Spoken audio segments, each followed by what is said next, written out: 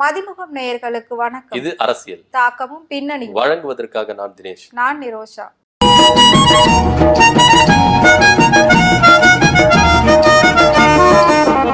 டயா booster சுகரை control பண்ணும், உங்க ஆரோக்கியத்தை மீட்டு தரும். சர்க்கரையை கட்டுப்படுத்துறதுக்கான எளிமையான வழிமுறை, இயற்கையான வழிமுறை. அனைத்து மருந்து கடைகளிலும் கிடைக்கும். அப்புறம் நிரோஷா, இன்னைக்கு என்ன அரசியல்ல பாமகல உள்ள விஷயங்கள் தான் நிறைய நடந்துகிட்டே இருக்கு. நமக்கு தினம் பாத்தீங்கன்னா நியூஸ் வர்றதை விட்டுட்டு 1 மணி நேரத்துக்கு ஒரு தடவை அப்டேட் பாமகல இருந்து தான் நிறைய வந்துகிட்டே இருக்கு. அப்படி இருக்கிறப்போ நம்ம நேற்று தான் அதை பத்தி நிறைய பேசணும். ஸோ இப்போ தைலாபுரத்துல அன்புமணி திடீர்னு போயிட்டு அவங்க அம்மாவை மீட் பண்ணியிருக்காரு. ஏன் போயிருக்காரு அப்படின்னு பார்த்தோன்னா, ராமதாஸ் அங்க இல்லை, அவர் வேற ஒரு இடத்துக்கு கிளம்பி போன நேரத்துல இவர் போயிட்டு அங்க இருந்து அம்மாவை பார்த்து மீட் பண்ணியிருக்காரு. ஸோ இந்த விஷயம் தான் இப்போ ட்ரெண்டிங்கா போயிட்டு இருக்கு. என்ன நடந்தது? ஆமா, கும்பகோணத்துல ஐயா இருக்கும் பொழுது சின்ன ஐயா என்ன பண்ணிருக்காரு, தைலாபுரத்துல விசிட் பண்ணிருக்காரு. இந்த இவங்க 2 பேருக்கும் ஒரு எதிரும் புதிரமா இருந்த சண்டை வந்ததுல. ஸோ 2வது தடவையா அன்புமணி அவர்கள் என்ன பண்ணிருக்காரு, தைலாபுர தோட்டத்துக்கு போயிருக்காரு. அதுவும் அப்பா இல்லாத டைம்ல போயிட்டு அம்மா கிட்ட பார்த்து கதறி எழுதிருக்கிறாரு நம்ம அன்புமணி அவர்கள். என்ன அப்படின்னு பாத்தீங்கன்னா, இப்போ அன்புமணி அவர்களை எப்படியாவது வீழ்த்தணும் அப்படின்ற ஒரு நோக்கத்தை தான் நம்ம ராமதாஸ் ஐயா என்ன பண்றாரு, முழு மூச்சா இறங்கிட்டாரு. சோ அடுத்தடுத்து என்ன பண்றாரு, அதிரடியான முடிவுகள் எடுக்கிறாரு. நிர்வாக குழு கலைச்சாரு, அப்புறம் பொதுக்குழு மாநில செயற்குழு கூட்டுறாரு, இப்ப மாவட்ட பொதுக்குழு கூட்டுறாரு. செயற்குழு மீட்டிங்ல கூட்டின எல்லா தீர்மானங்களையும் எல்லா லெட்டர்களையும் என்ன பண்ணாரு, எடுத்து வச்சு நம்ம தேர்தல் ஆணையத்துக்கு அனுப்பிட்டாரு. முறையா நான் தான் தலைவர் பதவி அன்புமணிக்கு நீக்கியாச்சு, ஒரு காலாவதி ஆயிருச்சு. இப்ப நான் தான் முறையா தலைவர் அப்படின்னு சொல்லிட்டு கிட்டத்தட்ட 1000 பேர் சைனோட என்ன பண்ணிருக்கிறாரு, செயற்குழு மீட்டிங் எல்லா தீர்மானத்தையும் நம்ம தேர்தல் ஆணையத்துக்கு அனுப்பிட்டாரு. இங்க இருந்து நம்ம அன்புமணி அவர்கள் தேர்தல் ஆணையத்துக்கும் போக முடியாம, டெல்லியில ஆபீஸ்ல போக முடியாம, அப்பா இருந்தாதான் உள்ள வர முடியும் அப்படின்ற ரேஞ்சில அவங்களும் என்ன பண்ணிட்டாங்க, பேசி அனுப்பிட்டாங்க. ரொம்ப விரக்தியில இருந்திருக்கிறார். இப்ப என்ன பண்ண போறதுன்னு தெரியல. அதுவும் இல்லாம அரசியல்ல தனக்கு எதிராக தன்னுடைய அக்காவையும் கொண்டு வரதுக்காக எல்லா பிளானையும் போடுறாரு ஐயா அவர்கள் அப்படின்ற. சோ அதனால ரொம்ப பயத்துல இருந்த அன்புமணி அவர்கள் இப்ப என்னன்னா, அம்மா போய் பார்ப்போம் அப்படின்ற ஒரு விஷயத்துலதான் அவங்க அம்மா சரஸ்வதியை போய் என்ன பண்ணிருக்காரு, பார்த்திருக்காரு, அழுதுருக்கிறாரு. அப்பா கிட்ட கொஞ்சம் பேசுங்க, ஏன் இது மாதிரி பண்றாரு, ஏன் இது மாதிரி செய்யறாரு, கொஞ்சம் விட்டு கொடுக்க போக சொல்லுங்க, எனக்கு கட்சி கொடுக்க சொல்லுங்க அப்படி இப்படின்னு சொல்லிட்டு என்ன பண்ணிருக்காரு, அழுது முறையிட்டு வந்திருக்கிறாரு. ஆனா இது கொஞ்சம் கூட யாருமே பண்ணல, எதிர்வினை ஆற்றவே இல்லை அப்படின்றதுதான் நிதர்சனமான உண்மை. சண்டைக்கார் கால போய் விழுந்திருக்காரு. இவருக்கு எல்லா பக்கமும் லாக்கு. ஏன்னா ஐயா இல்லாம நீங்க தனியா வந்தீங்கன்னா உங்களுக்கு மரியாதை கிடைக்காது, உங்களுக்கு இடம் கிடைக்காது. ஏன்னா நீங்க அன்புமணி அவர்கள் பக்கமே எல்லாரும் இருக்கிறாங்கன்னா இல்லவே இல்லை. வன்னியர் சமூகத்திலேயே பாத்தீங்கன்னா பாமகவும் வன்னியர் சமூகத்திலே 2த்தையும் எடுத்து பாத்தீங்கன்னா ஐயாவுடைய அசைவு இல்லாம யாருக்கும் நீங்க என்ன பண்ண முடியாது, செயல்பட முடியாது. ஐயா யாரை கை காட்டுறாரோ அவங்களுக்கு தான் ஓட்டு போடுவாங்க. சோ அப்படி இருக்கும் பொழுது அன்புமணியால தனித்து செயல்பட முடியுமா, ஐயா இல்லாம செயல்பட முடியுமானா அது முடியவே முடியாது. சோ இதனால எல்லா விஷயத்திலும் லாக் பண்ணிட்டாரு ஐயா ராமதாஸ் அவர்கள். இந்த மாதிரி லாக் பண்ணும்போது இப்ப அவருக்கு இருக்கிற ஒரே ஒரு ஆப்ஷன் என்னன்னா, ஐயா காலில் தான் போய் விழணும், வேற வழியே இல்லை. ஐயா காலில் போய் விழுறத விட அம்மாவை கிட்ட பிடிச்சி அழுதுட்டுனா நம்ம அம்மா என்ன பண்ணுவாங்க, அப்பா கிட்ட பேசி நம்மளுக்கு என்ன பண்ணுவாங்க, சமாதானப்படுத்தி வச்சிருவாங்க அப்படின்ற ரேஞ்சில தான் இப்போ அன்புமணி அவர்கள் போயிட்டு அவங்க அம்மா காலில் விழுந்து இருக்காரு, அவங்க அம்மா கிட்ட போயிட்டு அழுது இருக்கிறாரு. ஆனா இந்த விஷயத்த ராமதாஸ் ஐயா விரும்பவே இல்லை. ஏன்னா நீங்க சமாதானத்துக்கு உங்களுக்கு முடிவாயிருச்சு. இத்தனை நாள் நீங்க சண்டை போட்டு இருக்கீங்க, அப்பெல்லாம் உங்களுக்கு தைலாபுரம் போறதுக்கு தோணல. ஏன் அப்பாவுக்கும் அம்மாக்கும் திருமண நாள் வந்தது, போயிட்டு நீங்க ஆசீர்வாதம் வாங்கியிருக்கலாமே, திருமண நாள்ல போயிட்டு அம்மாவை சந்திச்சிருக்கலாமே, அப்பெல்லாம் உங்களால போக முடியாது. இப்ப மட்டும் இது அதுவும் ஐயா இல்லாததை தெரிஞ்சுக்கிட்டு எப்படி நீங்க போறீங்க அப்படின்ற ஒரு விஷயம் இருக்குல்ல. சோ இது எல்லாமே பாத்தீங்கன்னா அன்புமணி அவர்கள் திட்டமிட்டு செயல்படுற, தனக்கு அனுதாபங்கள் வரணும் அப்படின்ற ரேஞ்சுக்காகத்தான் அன்புமணி அவர்கள் செயல்படுறாரு அப்படின்ற ஒரு விஷயம் தெரியுது. இது தவிர்த்துட்டு நீங்க பாத்தீங்கன்னா ஐயா அவர்கள் என்ன சொல்றாரு, திடீர்னு பாத்தீங்கன்னா என் இனிஷியல் நீ யூஸ் பண்ணிக்கலாம், ஆனா என் பேரை யூஸ் பண்ணக்கூடாது, உன் பேருக்கு பின்னாடி என் பேரை யூஸ் பண்ணவே கூடாது, வேணா இனிஷியல் வேணா யூஸ் பண்ணிக்கோ, அன்புமணி அப்படின்னு தான் போடணும் கண்டி, அன்புமணி ராமதாஸ் அப்படின்னு போடக்கூடாது அப்படின்றத ஒரு ஸ்ட்ரிக்டா போட்டாரு. அது மாத்திரம் இல்லாம இப்ப ஐயா வீட்டுல இருந்து அந்த ஒட்டு கேட்கும் கருவி வேற எடுத்திருக்கிறாங்க. யார் அது வச்சிருக்கு, ஏன்னா ஐயா அவங்க வீட்டுல எங்க உக்காந்து இருக்கிறாரோ, எங்க உட்காந்து முக்கியமான டிஸ்கஷன் எடுப்பாரோ, யாருக்கிட்ட ரகசியமா பேசுவாரோ அந்த இடத்துல அந்த கருவி வச்சிருக்காங்க, ஒட்டு கேட்கும் கருவி வச்சிருக்காங்க. இது யார் வச்சிருக்காங்க, எவங்க வச்சிருக்காங்க அப்படின்றது ரொம்ப குழப்பமா இருக்கு. அன்புமணி தரப்புல இருந்தா வைக்கப்பட்டிருக்கும் அப்படின்ற ஒரு ஐயப்பாடும் நம்ம ஐயா அவர்களுக்கு இருக்குது அப்படின்றதுல எந்த வித மாற்று கருத்து இல்ல. இது தவிர்த்துட்டு இது மட்டும் இல்லாம அன்புமணி அவர்கள் என்ன பண்றாரு, உருக்கமா பேசுறாரு, அனுதாபங்களை வாங்குறாரு. இந்த டைம்ல நம்ம அனுதாபம் வேணா நம்மளுக்கு மத்தியில பாமக நம்மளுக்குன்னு செல்வாக்கு பெருகும் அப்படின்னு சொல்லிட்டு கட்சி நிர்வாகிகளுக்கு ஒரு லெட்டர் எழுதுறாரு. உங்களுக்கு நான் இருக்கேன், ஆனா எனக்கு இங்க யாருமே இல்ல, அதனால நீங்க தான் எனக்கு இருக்கீங்க. அதனால வந்து பாத்தீங்கன்னா இந்த பாமகவுடைய ஆண்டு விழாவை வந்து என்ன பண்ணணும், ரொம்ப விமர்சையா நடத்தணும், எல்லா இடத்துல கொடிகளை ஏத்தணும் அப்படின்னு சொல்லிட்டு ரொம்ப உருக்கமா பேசியிருக்காரு. ஆனா அன்புமணி அவர்கள் எப்படியெல்லாம் டிராமா போடுவாரு அப்படின்றத நம்ம காலகாலமா பார்த்திருக்கோம். இந்த 10% இடஒதுக்கீடு வந்தோடனே போன் பண்ணி அழுகுற மாதிரி பேசுறது இது எல்லாமே. ஆனா ஒன்னே ஒரு விஷயம், இங்க பாமகவை பொறுத்த வரைக்கும் ஐயா ராமதாஸ் அவர்களை பின்னாடி இருந்து ஒரு சக்தி இயக்குது அப்படின்னு சொன்னார்ல, இப்ப அன்புமணி இயக்குற சக்தி யாரு அப்படின்ற ஒரு விஷயம் ஐயப்படம் ஏற்படுது. சோ டவுட்டே படாதவனா சௌமியா அன்புமணி அவர்கள் அன்புமணியை வந்து இயக்குறாங்க அப்படின்றத எந்த வித மாற்று கருத்து இல்ல. இப்போ சௌமியா அன்புமணி பேச்சை கேட்டு எசகு புசுகா மாட்டின்னு இருக்கிறாரு அன்புமணி அவர்கள் அப்படின்றதுதான் நிதர்சனமும் உண்மையா இருக்கு. கண்டிப்பா. பாமகல இன்னும் வந்து ஸ்ட்ராங்கா இல்லாம எங்க நிக்கிறதுன்னு தெரியாம அவங்க வந்து தள்ளாடிக்கிட்டு இருக்காங்க. இன்னொருத்தர் வந்து ஸ்ட்ராங்கா நின்னுட்டோம் நினைச்சுட்டு சுற்றுப்பயணம் வந்து மேற்கொண்டுட்டாரு நம்ம எடப்பாடி பழனிசாமி. அவரோட விமர்சனங்கள் நாளுக்கு நாள் அவரோட சுற்றுப்பயணத்தை தொடர்ந்து வந்துகிட்டே இருக்கு. ஸோ அது மட்டும் இல்லாம அவர் வந்து போற ஒவ்வொரு இடத்துலயும் ஒவ்வொரு இன்சிடென்ட் நடக்கிறதாவே வந்து நிறைய நியூஸ்லாம் வந்துட்டு இருக்கு. அப்படி பாக்குறப்போ அதிமுகவினர் நிறைய பேருக்கு அவர் வந்து ஆதரவு கொடுத்துக்கிட்டு இருக்காங்க. அது மட்டும் இல்லாம பாஜக சேர்ந்தவங்களுமே நிறைய பேர் வந்து ஆதரவு கொடுக்கறது, வரவேற்பு அளிக்கிறது, அவரை பத்தி புகழ்ந்து பேசுறது, இந்த மாதிரி விஷயங்கள் எல்லாமே பண்றாங்க. இதுல நயனார் நாகேந்திரன் என்ன சொல்லியிருக்காரு அப்படின்னா, இப்போ எடப்பாடி பழனிசாமி வந்து சுற்றுப்பயணம் மேற்கொண்டுட்டாரு, அடுத்து திமுகவுடைய அந்த முடிவுரை வந்து மக்கள் எழுதுறதுக்கு தயாராயிட்டாங்க அப்படின்ற மாதிரி எல்லாம் அவர் வந்து சொல்லியிருக்காரு.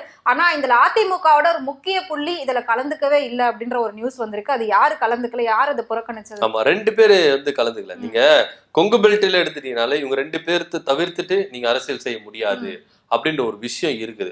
அதிமுகல அது ஒரு பெரும் சக்தியா இருக்குது, பாஜகல அது ஒரு பெரும் சக்தியா இருக்கிறாங்க. யாரு அப்படின்னு பாத்தீங்கன்னா அதிமுக பொறுத்தவரைக்கும் எடுத்தீங்கன்னா செங்கோட்டையில தவிர்த்துட்டு நீங்க வந்து கொங்கு பெல்ட்ல ஒரு சில பகுதிகளில் செங்கோட்டையில தவிர்த்துட்டு நீங்க என்ன பண்ண முடியாது, அரசியல் செய்ய முடியாது அப்படின்றது ஒரு நிதர்சனம் உண்மை. பாஜகல நீங்க எடுத்துட்டீங்கன்னா அண்ணாமலை தவிர்த்துட்டு நீங்க என்ன பண்ண முடியாது, அரசியல் செய்ய முடியாது. இவங்க 2 பேரும் வந்து பாத்தீங்கன்னா இந்த சுற்றுப்பயணத்துல கலந்து கொள்ளவே இல்லை.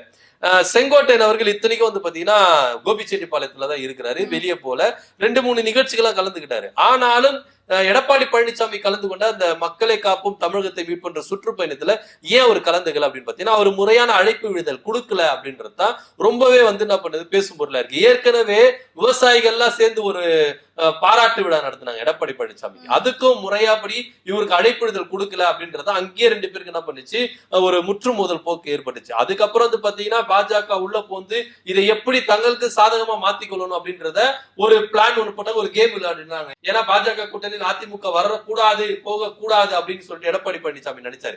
நீங்க என்ன சார் நினைக்கிறது, நாங்க செங்கோட்டையில பொதுச் செயலாளர் ஆக்கி எல்லா அதிமுக ஒன்றிணைச்சு நாங்க கூட்டணியில சேர்த்துக்கிறோம் சொல்லிட்டு ஒரு கேம் ஒண்ணு என்ன பண்ணாங்க, பிளே பண்ணாங்க பாஜக. இந்த கேமை சுதாரிச்சு கொண்டு எடப்பாடி பழனிசாமி என்ன பண்ணாரு, தானா முன் வந்து என்ன பண்ணாரு, பாஜக கூட்டணியில தன்னை இணைச்சுக்கிட்டாரு. சோ இப்படி இருக்கும் பொழுது எடப்பாடி பழனிசாமி மீறி செங்கோட்டையன் வந்துருவாரா அப்படின்னு ஒரு விஷயம் இருக்குல்ல. இன்னும் கேட்டா அந்த முதலமைச்சர் பதவி சசிகலா அவர்கள் முதலமைச்சர் பதவி கொடுக்கும் பொழுதே செங்கோட்டையன் அவர்கள் தான் கொடுக்க வேண்டியது. அது இல்லாம ஏதோ ஒரு லக்கில் என்ன பண்ணிச்சு எடப்பாடி பழனிசாமி போயிருச்சு. இருந்தாலும் செங்கோட்டையனுக்கு முக்கியத்துவம் கொடுக்கணும் அப்படின்னு சொல்லிட்டு சசிகலா அவர்கள் என்ன பண்ணாங்க சொன்னாங்க. அது ஒரு புறம் இருக்கட்டும். ஆனா இப்போ தன்னை மீறி நம்மளுடைய ஜூனியர் வந்து மேல வராரு, அவருக்கு கீழே நம்ம ஒர்க் பண்ணுமா, இந்த கில்ட்டியான ஃபீல்ட் எல்லாம் இருக்குல்ல, இதெல்லாம் வந்து பாத்தீங்கன்னா செங்கோட்டையனை வந்து அட்டாக் பண்ணிருச்சு அப்படின்னு நம்ம சொல்லணும். இப்படியா இருக்கும் பொழுது எடப்பாடி பழனிசாமி ஏன் இந்த அழைப்புதல் கொடுக்கல அப்படின்னு பாத்தீங்கன்னா, பாஜக ஒரு கேம் விளையாடிச்சு. நம்ம பாத்தீங்கன்னா அங்கம் பங்காளி, இன்னைக்கு அடிச்சுப்போம் நாளைக்கு புடிச்சுப்போம். 3ஆவதா ஒரு ஆள் வந்துட்டு உங்களை வச்சு கேம் விளையாடுறாங்க, நீங்களும் அதுக்கு போயிட்டு என்ன பண்றீங்க, போய் விளையாடுறீங்க. எங்களுக்கே ஆப்பு வைக்கிறதுக்கு விளையாடுறீங்க. நான் யாருன்னு, உங்களுடைய ஜூனியர் நானு, என் வளர்ச்சி உங்களுக்கு பிடிக்கலையா, நீங்க பாஜக கூட சேர்ந்து எனக்கே ஆப்பு வைக்க நினைச்சீங்களே, அதனால இதுமேட்டு உங்களை மட்டம் தட்டுன்னு சொல்லிட்டு இன்னுமா மட்டம் தட்டின்னு இருக்கிறாரு எடப்பாடி பழனிசாமி செங்கோட்டையன். சோ இந்த விரக்தியின் உச்சியில போய் தான் செங்கோட்டையன் அவர்கள் வந்து கலந்துக்கல அப்படின்ற ஒரு விஷயம் ரொம்ப தெளிவா தெரியுது. இது ஒரு புறம் இருக்குது. இந்த பக்கம் பாஜகவின் மாநில முன்னாள் தலைவர் அண்ணாமலை அவர்கள், அவர் என்ன நினைக்கிறாரு அப்படின்னு, அவரை ஏன் கூப்பிடல அப்படின்னு பாத்தீங்கன்னா, ஏற்கனவே எடப்பாடி பழனிசாமிக்கும் அண்ணாமலைக்கும் ஆகவே ஆகாது. ஏன்னா தங்களுடைய தலைவர்களை வந்து இழிவுபடுத்தி பேசிவிட்டார், தன்னையும் இழிவுபடுத்தி பேசிவிட்டார் அப்படின்ற ஒரே ஒரு காரணத்துக்காக தான் 2024 நாடாளுமன்ற தேர்தலில் கூட்டணியில இருந்து வெளியே வந்தார் எடப்பாடி பழனிசாமி. அதுக்கப்புறம் வந்து பாத்தீங்கன்னா பகிரங்கமாவே என்ன பண்ணாரு, அண்ணாமலை அவர்கள் வந்து என்ன பண்ணாரு, எடப்பாடி பழனிசாமி மேல வந்து விமர்சனங்கள் வைத்தாரு. எடப்பாடி பழனிசாமிக்கு ஒண்ணும் தெரியாது, ஒரு சரியான ஒரு தற்குறி அப்படின்ற ரேஞ்சில எல்லாம் பேச ஆரம்பிச்சாரு. இப்படியா இருக்கும்போது இவங்க 2 பேருக்கு என்ன பண்ணுச்சு, வார்த்தைகள் போர் வந்து ரொம்ப முற்றத்துல இருந்தது. அப்படி இருக்கும் பொழுது இப்போ அண்ணாமலையை தவிர்த்துட்டு நாங்க வந்து செய்யறோம். ஏன்னா நீங்க நயினார் நாகேந்திரன் கூட சொன்னதா நம்மளுக்கு தகவல் போல இருக்கு. ஏன்னா அவர் வந்து கூப்பிடுங்க, கொங்கு பெல்ட்ல அவருக்குன்னு ஒரு செல்வாக்கு இருக்கு, மதிப்பு இருக்கு, மக்கள் வருவாங்க, நமக்குன்னு ஒரு எழுச்சி வரும், அதனால அண்ணாமலையை கூப்பிடுங்க அப்படின்னு சொல்லும் போது கூட எதுக்குங்க நான் அண்ணாமலை வந்து கிரௌட கூட்டியெல்லாம் கூடல, எனக்குன்னு ஒரு செல்வாக்கு இருக்குல்ல மக்கள் மத்தியில, அதை நான் நிரூபிச்சு காட்டுறேன் அப்படின்னு சொல்லிட்டு தான் இவர் தனியாவே வந்து என்ன பண்ணாரு, செயல்பட்டாரு. ஆனா கொங்கு பெல்ட்ல பாஜகவிலேயே முக்காவாசி பேர் போய் கலந்துக்கல. நயினார் நாகேந்திரன் தலைவர் வராரு, அப்பவும் கலந்துக்கல. வானதி சீனிவாசன் எம்எல்ஏ வராங்க, அப்பயும் கலந்துக்கல. ஏன்னா நீங்க கொங்கு பெல்ட்ல பாத்தீங்கன்னா அண்ணாமலை மீறி நீங்க யாருமே அரசியல் செய்ய முடியாது அப்படின்றதா நிதர்சனம் உண்மை. அப்படி ஒரு கட்டமைப்பை அண்ணாமலை அவர்கள் கட்டமைச்சு வச்சு விட்டார் அப்படின்றதா நிதர்சனம் உண்மை. இப்படி இருக்கும் பொழுது எடப்பாடி பழனிசாமி அண்ணாமலையை மீறி இங்க அரசியல் பண்ணாரு. ஆனா பாஜகவினர் தக்க பாடங்களை என்ன பண்ணாங்க, கொடுத்துட்டாங்க அப்படின்றது தான். இன்னொன்னு அதிமுகவினரே சரியா போயிட்டு என்ன பண்ணல, எடப்பாடி பழனிசாமி வரவேற்கல, அந்த கூட்டங்களை கூட. நீங்க கொங்கு பெல்ட்ல எல்லாம் வந்து பாத்தீங்கன்னா எடப்பாடி பழனிசாமி அந்த பஸ் மேல நின்று பேசுவார். அப்ப பாத்தீங்கன்னா ஒரு சில காட்சிகளை கிரௌடா இருக்கும் போது தான் காட்டுவாங்க, ரொம்ப வைடாலாம் காட்ட மாட்டாங்க. கிரௌடா இருக்கும் போது க்ளோஸ் வச்சு என்ன பண்ணுவாங்க, காட்டுவாங்க. இப்படியா மேட்ச் பண்ணியிருந்தாங்க கண்டி. உண்மையிலேயே இந்த சுற்றுப்பயணத்துல எடப்பாடி பழனிசாமி தோல்வி விட்டார், மக்கள் மத்தியில செல்வாக்கு இல்ல, அவர் அங்கீகரிக்கல அப்படின்றதுதான் நிதர்சனமான. காசுக்காகத்தான் கூடின கூட்டமே கண்டி. யாருமே வந்து பாத்தீங்கன்னா இங்க அன்பாலையும் உரிமையாலையும் உண்மையாலையும் தானாகவும் கூடல அப்படின்றதுதான் நிதர்சனம். ஒரு சில வீடியோக்கள்லாம் ரொம்ப வைரலா இருந்தது. இவர் நடைபயிற்சி மேற்கொண்டார்ல, அப்போ வந்து பாத்தீங்கன்னா கோயம்புத்தூர்ல நடைபயிற்சி மேற்கொள்ளும் போது ஒரு சிலர்லாம் எங்க அங்க எடப்பாடி பழனிசாமி வந்திருக்கிறாரு, வாங்க என்னன்னு கேளுங்க, சாப்பிட்டீங்களா கேளுங்க, காப்பி குடிச்சா கேளுங்க, எப்படி இருக்கீங்க கேளுங்க, வாங்க வந்து கேளுங்க அப்படின்னு சொல்லிட்டு கூவி என்ன பண்ணிருக்காங்க, மக்களை அழிச்சிருக்காங்க. இதுதான் உண்மையான அதிமுகவுடைய ஸ்டாண்டா இருக்கு இப்போதைக்கு. சோ இப்படியெல்லாம் ஒரு மாயபிம்பத்தை காட்டி ஆட்களை வந்து எப்படியெல்லாம் கிரௌடு சேர்க்கணுமோ சேர்த்து இது மாதிரிதான் இவங்க மேட்ச் பண்ணிருக்காங்க.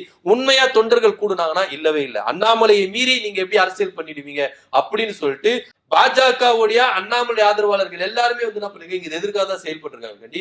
யாரும் இந்த கூட்டணி கட்சி தலைவர் வராரு அவருக்கு நம்ம கொடி பிடிப்போம் அப்படின்னு சொல்லிட்டு யாரும் பிடிக்கல. சோ இந்த இரண்டு தலைவர்களையும் வந்து என்ன பண்ணிருக்காரு, எடப்பாடி பழனிசாமி ஓரம் கட்டி இருக்கிறாரு. இது கொங்கு பெல்ட்ல பேரதிர்ச்சி கொடுத்திருக்கு. இதனாலே எடப்பாடி பழனிசாமிக்கு சரியான வரவேற்பு கிடைக்கல. எல்லாமே வந்து பாத்தீங்கன்னா ஒரு டிராமாவா தான் இருந்திருக்கு. இவங்க ஜனத்தை காட்டுறது எல்லாமே வந்து பாத்தீங்கன்னா க்ளோஸ் அப்ல தான் காட்டுவாங்க, வைடுல காட்டுறது இல்ல. ஏன்னா வைடுல வெற்றுமையா தான் இருந்திருக்கும், ஒரு கிரௌடு இருந்திருக்கிறாரு அப்படின்றதுதான் நிதர்சனமா உண்மை. இதனால ஒரு மாயபிம்பத்தை தான் எடப்பாடி பழனிசாமி ஏற்படுத்துறாரு.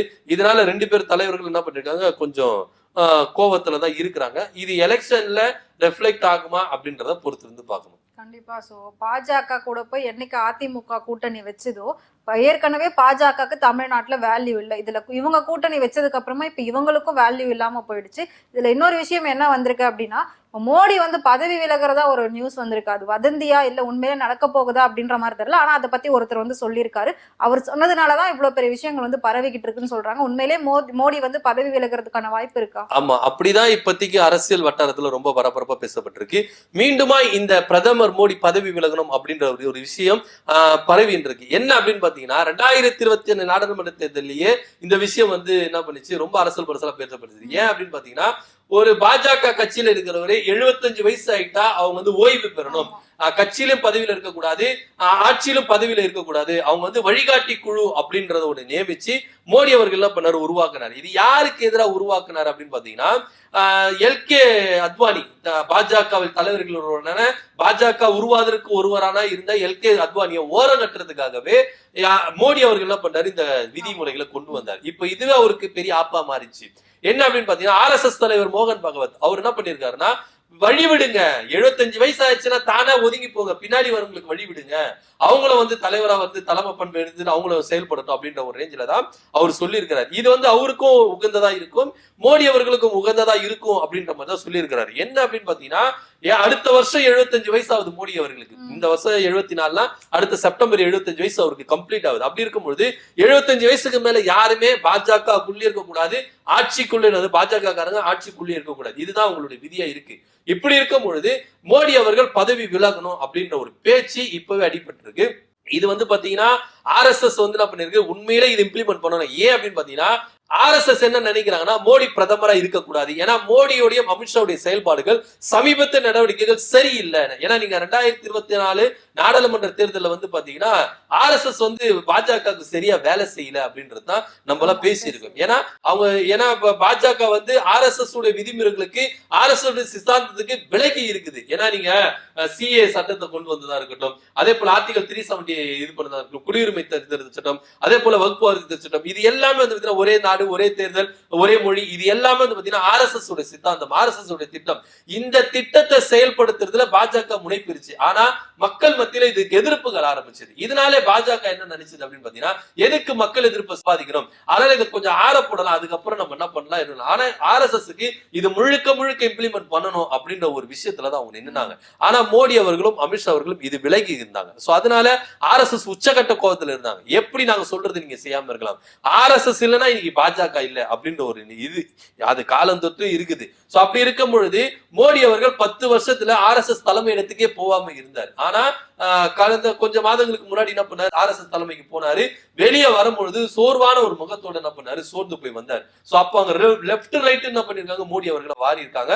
அப்படி இருக்கும் பொழுது மோடி பதவியில இருந்து விலகணும் அப்படின்ற ஒரு கோரிக்கையை முன்னாடி நிறைய பேர் என்ன பண்ணிருக்க வச்சிருக்காங்க.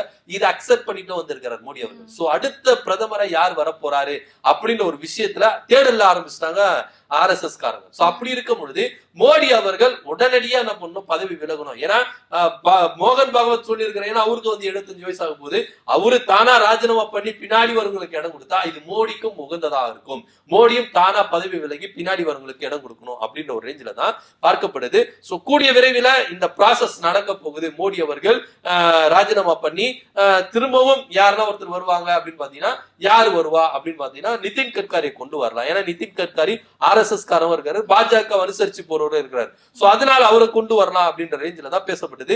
ஏன்னா RSS உடைய சித்தாந்தத்துல ஒண்ணு மனுஸ்மிருதியை தான் கொண்டு வரணும், அரசியலமைப்பு சட்டத்தை தூக்கி எறியணும், கொளுத்தணும், கிழித்தெறியணும் அப்படின்ற ஒரு விஷயத்தை என்ன பண்ணாங்க, RSS வச்சாங்க. அந்த ஒரு வெளிப்பாடுதான் அரசியலமைப்பு சட்டமே இருக்கக்கூடாதுன்னு சொல்லிட்டு பாஜக 2024 நாடாளுமன்ற தேர்தலில் பிரச்சாரங்களை மேற்கொண்டாங்க. சோ இதனுடைய விளைப்பாடுதான் அவங்களுக்கு என்னன்னா 400 தொகுதியில வின் பண்ணுவாங்க. ஆனா 270 தொகுதியில தான் அவங்க வின் பண்ணாங்க. சோ இதோட வீழ்ச்சி தான் காரணம் அப்படின்றத உணர்ந்த மோடி அவர்களும் அமித்ஷா அவர்களும் RSS கூட கொஞ்சம் டிஸ்டன்ஸ் மெயின்டைன் பண்ணாங்க. இது RSSக்கு விருப்பமே இல்லை. சோ இப்ப RSS என்ன நினைச்சுன்னா, அது எப்படி நாங்க எல்லாமே நீங்க செயல்படுத்த முடியும், அதனால மோடி அவர்கள் பதவி விலகணும் அப்படின்ற ஒரு ரேஞ்சில தான் மோகன் பகவத் என்ன பண்ணிருக்க கருத்து தெரிவிக்கிறாரு. இது ரொம்ப பரபரப்பா பேசிருக்கு, பேசும் பொருளாவும் ஆயிருக்கு. ஸோ வினை விதைத்தவன் வினை அறுப்பான் அப்படிங்கிற மாதிரி இவரே ஒரு வயசு போட்டு முற்றுப்புள்ளி வச்சது. இன்னைக்கு இவருக்கே முடிய போற ஒரு நாட்கள் வந்து நெருங்கிருச்சு அப்படின்னு சொல்லலாம். இவர் பதவி விலகுனா என்ன ஆகும் அந்த இடம், அதுக்கப்புறமாவது பாஜக வந்து ஒரு நல்ல வழியில செயல்படுமா அப்படின்றத வந்து நம்ம வெயிட் பண்ணி பார்க்கலாம். பட் மோடி இல்லைன்னா பாஜகவே இல்லை அப்படின்ற மாதிரி தான் இப்போ வரைக்கும் இருந்துகிட்டு இருக்கு. ஸோ பார்க்கலாம் அதுலயும் என்ன நடக்க போகுது அப்படின்றது. சீமான் அப்படின்னு வந்து நம்ம இதுக்கு முன்னாடி நிறைய பேசியிருக்கோம். அதுக்கப்புறம் இடைப்பட்ட நாட்கள்ல வந்து அவர் இல்லாமலே போனாரு, காணாம போனாரு. இப்போ திரும்பவும் வந்துட்டு ஒரு மாநாடு ஒன்று நடத்தி அது மூலமா பல விமர்சனங்களை வந்து மறுபடியும் அவர் வந்து வாங்கிக்கிட்டாரு அப்படின்னு சொல்லலாம். அப்படி இருக்கிறப்போ அவர் வந்துட்டு வன்னியரசு என்ன சொல்லியிருக்காரு அப்படின்னா, இவர் வந்து முழுக்க RSS ஓட ஒரு ஆளா மாறிக்கிட்டு வராரு சீமானு அப்படின்ற மாதிரி சொல்லி விமர்சனம் பண்ணி பேசியிருக்காரு. அது என்ன விஷயம், அந்த மாநாடுல என்ன நடந்தது? ஆமா, சீமான் வந்து முழு சங்கியா மாறிட்டாரு அப்படின்னு சொல்லிட்டு எப்ப பெரியாரை எதிர்க்க ஆரம்பிச்சாரோ அப்பத்துல இருந்தே எல்லாரும் என்ன பண்ணிருக்காங்க சொல்லியிருந்தா வராங்க. பெரியாரை எதிர்க்க ஆரம்பிச்சாரு, சங்கிகள் சக தோழன் அப்படின்னாரு, பாப்பான் சகலத்தையும் சமமா பாப்பான் அப்படின்னு சொல்லிட்டு இவரே அங்கீகாரம் கொடுக்கிறாரு. அந்த அங்கீகாரம் வந்து அவங்களே எடுத்துக்கல. ஒரு தமிழ் தேசியத்திலிருந்து வளர்ந்து வந்த ஒரு தலைவர் என்ன பண்ணாரு, சங்கிகளுக்கு இப்படி ஒரு விளக்கத்தை கொடுக்கிறாரு, பாப்பானுக்கு இப்படி ஒரு விளக்கத்தை கொடுக்கிறாரு, திராவிடத்தை ஒழிக்கணும் அப்படின்னு ஒரு முழு மூச்சோட என்ன பண்றாரு இருக்கிறாரு. இதே பெரியாரை வைத்து இவர் எந்த அளவுக்கு சம்பாதித்தாரு, இப்ப எந்த அளவுக்கு சொகுசா வாழ்றாரு அப்படின்றதெல்லாம் நம்ம வந்து பார்த்துட்டு வரோம். இப்படி இருக்கும் பொழுது இந்த யாருமே நம்மளை கண்டுக்கவே இல்லையே, எல்லாரும் டைவர்ட் ஆகி போயிட்டு இருக்காங்கல்ல, மீடியா முதற்கொண்டு எல்லாருமே என்ன பண்றாங்க, டைவர்ட் ஆகிட்டு போயிருக்காங்க. நம்ம இருக்கிறோமா இல்லையான்னு ஒரு அட்டென்ஷனை கொண்டு வரணும்ல, எல்லார் பார்வையும் நம்ம மேல பட வைக்கணும்ல. அப்ப தேர்தல் வேற நெருங்கிருச்சு. தேர்தல் நெருங்குற டைம்ல இப்படி எதனா ஒரு விஷயம் பண்ணாதான், எனக்கு முடுக்கான ஒரு விஷயம் பண்ணாதான், எதனா ஒரு கோமாளித்தனம் பண்ணாதான் எல்லாருமே நம்ம மேல வந்து நம்ம போக்கஸ் பண்ணுவாங்க. அப்படின்ற ஒரு ரேஞ்சுக்கு தான் ஆடு மாடுகளுக்கெல்லாம் நான் மாநாடு நடத்துறேன் அப்படின்ற ஒரு அட்டென்ஷனை வந்து என்ன பண்ணாரு, கிரியேட் பண்ணாரு சீமான் அவர்கள். ஆனா இருந்தாலும் பெரும்பாலும் அது என்ன பண்ணல, யாருமே பெருசா எடுத்துக்கல. இது என்னப்பா ஆடு மாடுகள்லாம் வந்து மாநாடு, இதெல்லாம் வந்து ஏத்துக்க முடியாது அப்படின்ற ஒரு ரேஞ்சில தான் என்ன பண்ணுச்சு பேசப்பட்டிருந்தது. ஆனா உண்மையிலேயே வந்து பாத்தீங்கன்னா இவர் வந்து கோமாளித்தனம் பண்ணாலும் அதுல ஏதோ ஒரு உள்குத்து இருக்குதுல்ல. இவரு கோமாளித்தனம் பண்ணி எல்லாருமே நம்மள வந்து போக்கஸ் பண்ணணும், எல்லாரும் நம்மள திரும்பி பார்க்கணும், தேர்தல் டைம் நெருங்கும் போது நம்மளும் இருக்கிறோம், நாம் தமிழர் கட்சின்னு ஒண்ணு இருக்குது, அது தலைமை ஒருங்கிணைப்பாளர் சீமான்னு ஒருத்தன் இருக்கிறேன், நானும் கூவினே இருக்கிறேன், யாருன்னா என்ன கவனிங்க அப்படின்னு சொல்லிட்டு அட்டென்ஷனை கிரியேட் பண்றதுக்காக இவரு கோமாளித்தனம் பண்ணாலும் இவரு ஏதோ ஒரு உள்குத்துலதான்ப்பா பண்றாரு அப்படின்னு சொல்லிட்டுதான் அலசி ஆராய வேண்டியதா இருக்கு. விசிகாவின் துணை பொதுச் செயலாளர் வன்னியரசு என்ன சொல்றாருன்னா, முழுக்க முழுக்க RSS உடைய சித்தாந்தத்தை, RSS உடைய கொள்கைய சீமானவர்கள் என்ன பண்றாரு, ஏத்தி பிடிக்கிறாரு, அவர் இம்ப்ளிமெண்ட் பண்றாரு அப்படின்னு சொல்லிட்டு அவர் சொல்ற விஷயத்துல ரெண்டு கருத்து நம்ம உன்னிப்பா பார்க்க வேண்டியதா இருக்குது. என்ன ஒரு விஷயம் அப்படின்னு பாத்தீங்கன்னா, RSS உடைய கொள்கையில ஒண்ணு என்னன்னா, கோசாலைகளை அமைக்கணும். அதாவது நீங்க வந்து உத்தரப்பிரதேசம், குஜராத் போன்ற அந்த வட மாநிலங்கள்லாம் நீங்க பாத்தீங்கன்னா பீஃப் எல்லாம் சாப்பிடக்கூடாதுன்னு, மாடு வெட்டுறதை வந்து என்ன பண்ணுவாங்கன்னா தடை பண்ணிருக்காங்க. நீங்க மாடு வெட்டினீங்கன்னா உங்களை சுட்டு கொண்டுருவாங்க, அடிச்சு சாவச்சிருவாங்க. இந்த மாதிரி கதைகள்லாம் வந்து நம்ம என்ன பண்ணிருக்கோம், கேட்டுட்டு இருக்கோம், செய்திகள்லாம் உங்களுக்கு வந்துட்டு இருக்கு. சோ இங்க தமிழ்நாட்டுல வந்து பாத்தீங்கன்னா மாட்டுக்கறியை வந்து நீங்க சாப்பிடக்கூடாது, மாடுகளை நீங்க பாதுகாக்கணும், மாட்டுகளுக்குன்னு நீங்க என்ன பண்ணணும், ஒரு உரிமைகள் இருக்கு, அந்த இதுவெல்லாம் நீங்க செய்யணும் அப்படின்னு சொல்லிட்டு கோசாலைகள் அமைக்கிறதுக்கு என்ன பண்றாரு, இவர் அடித்தளம் போடுறாரு அப்படின்ற ஒரு விஷயத்துல நம்ம பார்க்க வேண்டியது இருக்கு. இன்னொன்னு வந்து பாத்தீங்கன்னா விஸ்வகர்மா திட்டம், இது RSS உடைய எப்படி சொல்றது ரொம்ப பிரதான ஒரு கொள்கையாவே இருக்கு. விஸ்வகர்மா திட்டம் அப்படின்னா என்ன அப்படின்னு பாத்தீங்கன்னா, உங்க குலத்தொழில நம்ம தான் செய்யணும். இப்ப வந்து நான் வந்து செருப்பு தைச்சிருக்கேன் அப்படின்னு பாத்தீங்கன்னா, என் பையனை செருப்பு தைக்கணும், அதுக்கப்புறம் அவனுக்கு பையனும் சேர்த்து என் தலைமுறை எல்லாமே என்ன பண்ணும், செருப்பு தைக்கிறவங்களதான் இருக்கணும். எங்க அப்பா என்ன பண்ணிருப்பாரு, தச்சரா இருந்திருப்பாரு, இப்ப நான் என்ன பண்ணும், தச்சரா இருக்கணும், அதுக்கப்புறம் என் பையனை தச்சரா இருக்கணும். சோ படிப்பறிவு இல்லாம இருக்கணும். இப்போ சீமான் அவர்கள் என்ன சொல்றாரு, ஆடு மேய்க்கிறதுக்கு மாடு மேய்க்கிறதுக்கு நம்ம கேவலம் என்ன கூடாது, போய் மாடு மேய்க்கணும் ஆடு மேய்க்கணும் அப்படின்னு சொல்றாரு. ஏன் உன் பையனை மேய்க்க வை, ஏன் நீ போய் மேய், உன் பையனை மேய்க்க வை, எல்லாரையும் மேய்க்க வை, அது மத்தவங்க மட்டும் தான் மேய்க்கணுமா, ஆடு மாடு மேய்க்கிறது கேவலம் இல்ல அப்படின்னு சொல்லிட்டு சீமான் சொல்றாருல, அவங்க குடும்பத்துல இருக்கிறவங்களை முதல்ல மேய்க்க வைக்கணும், குடும்பமா போய் சேர்ந்து மேய்ங்க, உங்களுக்கு தான் கேவலம் இல்லைல்ல, குடும்பமா போய் சேர்ந்து.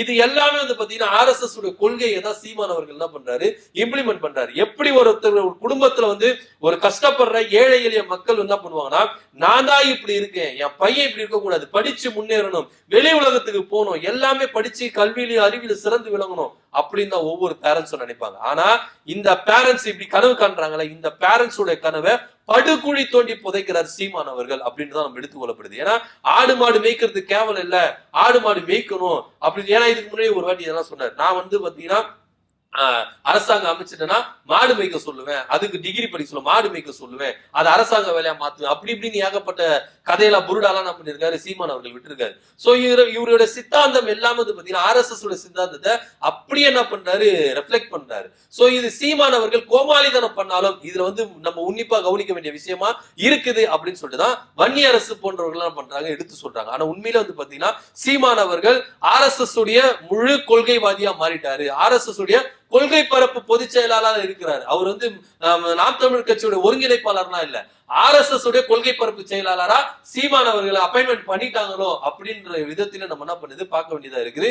அவருக்கு ஆடு மாடு மேய்க்கிறது கேவலம் இல்ல அப்படின்னா, இங்க வந்து பாத்தீங்கன்னா கிராமங்கள்ல யாருமே அது வந்து கேவலமா நினைக்கல, ஆடு மாடு மேய்க்கிறதெல்லாம் கேவலமா யாருமே நினைக்கல. இவர் தான் என்ன பண்றாரு, ரெஃப்ளெக்ட் பண்ணி விடுறாரு. ஏன்னா ஒருத்தருங்க வீட்டுல இருந்து வந்து பாத்தீங்கன்னா அவங்க படிச்சு முன்னேறதுக்கு தான் வருவாங்க. இப்போ நம்ம உதாரணத்துக்கு நம்ம ஸ்கூல்ல எல்லாம் சொல்லுவாங்க, படிக்கல, அப்ப அந்த காலத்துல எல்லாம் படிக்கலன்னா நீ எல்லாம் மாடு மேய்க்கிறது கூட லாய்க்கு இல்ல, படிக்கலன்னா கூட நீ ஆடு மாடு மேய்க்கிறது கூட லாய்க்கு இல்ல அப்படின்னு தான் சொல்லுவாங்க. ஏன்னா படிப்பு தான் உனக்கு முக்கியம், படிப்பு இல்லைன்னா நீ அது மேய்க்கிறது கூட லாய்க்கு இல்ல அப்படின்னு தான் நம்மளுக்கு சொல்லி கொடுத்துருக்காங்க. சோ அப்படி இருக்கும்போது படிப்பு தான் ஒரு பிரதானமா இருக்குது. அது உங்களுக்கு பிரதானமா இருக்கிறத உங்களால பொறுத்துக்க முடியல, அந்த கல்வியை தமிழ்நாடு அரசு நல்லா தாராளமா வாழி வழங்குது, அது உங்களால பொறுத்துக்கொள்ள முடியல, ஆடு மாடு போய் மேய்ங்க அப்படின்னு சொல்றீங்கன்னா அப்ப நீங்க என்ன ஒரு சித்தாந்தத்துல இருக்கிறீங்க அப்படின்னு சொல்லிட்டு ஒரு கேள்வி இருக்குல்ல. நீங்களா தமிழ் தேசியத்துல இருந்து பேசுறீங்களா, உங்களுக்கு எல்லாம் தமிழ் தேசியம் பேசுறதுக்கு ஒரு வேல்யூவான பாயிண்ட் இருக்குதா அப்படின்றது நம்மளுக்கு தெரியவே இல்லை. இப்படி இருக்கும் பொழுது சீமானவர்கள் முழுக்க முழுக்க RSS உடைய கொள்கைகளை இம்ப்ளிமெண்ட் பண்றாரு, இதை எல்லாரும் புரிஞ்சுக்கணும் அப்படின்ற ஒரு விதத்துலதான் விசிகாவின் துணை பொதுச் செயலாளர் வன்னியரசு தெல்ல தெளிவா சொல்லியிருக்கிறாரு. ஆடு மாடுகள் மாநாடு அப்படின்னு சொல்லிட்டு சீமானவர்கள் ஒரு கோமாளித்தனம் பண்ணாலும் அதுல ஒரு உள்குத்து இருக்கு, அதுல ஒரு உள் கருத்து இருக்குது அப்படின்றத நம்ம சிந்திச்சு ஆராயணும் அப்படின்றதுதான் நிதர்சனமான உண்மை. கண்டிப்பா. சீமான் எது செஞ்சாலும் அது வந்து கேலி கிண்டலாவும் இருக்கும், விமர்சன ரீதியாகவும் இருக்கும். அதே சமயத்துல அது வந்து ஒரு தமிழ்நாட்டுல அது மக்களுக்கு தேவையில்லாத ஒரு விஷயமாவும் கண்டிப்பா அதோட உள்கருத்து இருக்கும் நீங்க சொன்ன மாதிரி அப்படின்னு சொல்லலாம். பார்க்கலாம், தொடர்ந்து ஒரு மும்முனை போட்டியா வந்து தேர்தலுக்கு எல்லாருமே தயாராகிட்டு இருக்காங்க. அது எங்க போய் முடிய போகுது அப்படின்றத பார்க்கலாம். அரசியல் களத்துல தேர்தலுக்கான நாளுக்கு நாள் பல நிகழ்ச்சிகள் நடந்துகிட்டு தான் இருக்கு, பல திருப்பங்கள் நடக்குது, நாமளும் வந்து தினமும் பார்த்துட்டு தான் இருக்கோம். சீக்கிரமாவே வந்துட்டு அதுக்கான ஒரு நேரம் வரும். எல்லாமே வந்து இதுதான் இப்படிதான் நடக்க போகுது அப்படின்றத தெரிஞ்சுக்கிறதுக்கான ஒரு நேரம் வரும். எப்பவுமே வந்து சொல்ற மாதிரி தான், மாற்றம் ஒன்றே மாறாதது அப்படின்ற மாதிரி என்னென்ன விஷயங்கள் மாறப்போகுது அப்படின்னு நம்ம பார்க்கலாம். இன்னைக்கு அரசியல் நிகழ்வோட இறுதி பகுதிக்கு நாளைக்கு அரசியல் நடக்கிற சுட சுட நிகழ்வு அரசியல் அலசி ஆராயும். அதுக்கு முன்னாடி நீங்க பண்ண வேண்டியதெல்லாம் ஒண்ணுதான், இந்த நிகழ்ச்சியை பத்தின உங்களுக்கு கருத்து என்னங்கிறது மறக்காம கமெண்ட் பாக்ஸ்ல கமெண்ட் பண்ணுங்க. நன்றி, வணக்கம். நன்றி, வணக்கம்.